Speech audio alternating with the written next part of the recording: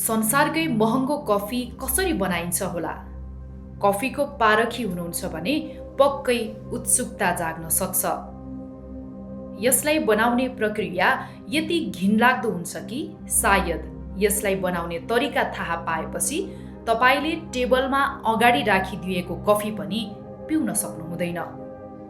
यदि कसैलाई कफी पिउने बानी पर्यो भने उसले फरक फरक कफीका स्वादहरू चाख्न चाहन्छ। कफी बिन्स अनुसार यसको स्वाद पनि फरक फरक हुन्छ। तर विश्वका केही सबैभन्दा महँगा र स्वादिष्ट कफीहरू बनाउने प्रक्रिया भने निकै अनौठो छ। यी कफी जनावर तथा चराचुरुङ्गीको दिशाबाट सङ्कलन गरिएका बिन्सबाट तयार पारिन्छन्। यसरी तयार पारिन्छ विश्वका 3 सबैभन्दा महँगा कफीहरू। 1. कोपी लुवाक। इन्डोनेसियामा पाइने यो कफी एसियाली पाम सिभेट नामक जनावरको दिशाबाट बनाइन्छ। सिभेटले रुखबाट पाकेका कफी चेरी खान्छ। उसको पाचन प्रणालीमा बोक्रा र गुदी पचे पनि कफीको बिन्स नपची दिशासँगै बाहिर निस्कन्छ। उक्त दिशा सङ्कलन गरी बिन्सलाई राम्रोसँग पखालेर प्रशोधन गरी बिक्री गरिन्छ। यस कफीको मूल्य नेपाली रुपैयाँ झन्डै 2 लाख प्रति केजीसम्म पर्न जान्छ। 2. Black ivory coffee.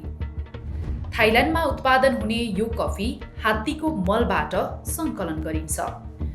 यसका लागि मानिसले टिपेका उत्कृष्ट थाई अरेबिका कफी चेरीहरू हात्तीलाई खुवाइन्छ।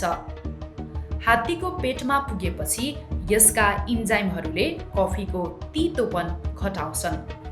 पछि हात्तीको दिशाबाट बिन्स निकालेर सफा गरी प्रशोधन गरिन्छ। यसको मूल्य प्रति केजी करिब 5.5 लाख नेपाली रुपैयाँसम्म पर्छ। 3. ज्याकु बर्ड पुप कफी। विश्वमै सबैभन्दा बढी कफी उत्पादन गर्ने मुलुक ब्राजिलमा यो विशेष कफी तयार पारिन्छ। यहाँको स्थानीय ज्याकु चराले बोटबाट आफै रोजेर पाकेका चेरीहरू खान्छ। यही चराको दिशाबाट बिन्स सङ्कलन गरी सफा गरेपछि रोस्ट गरेर कफी तयार पारिन्छ।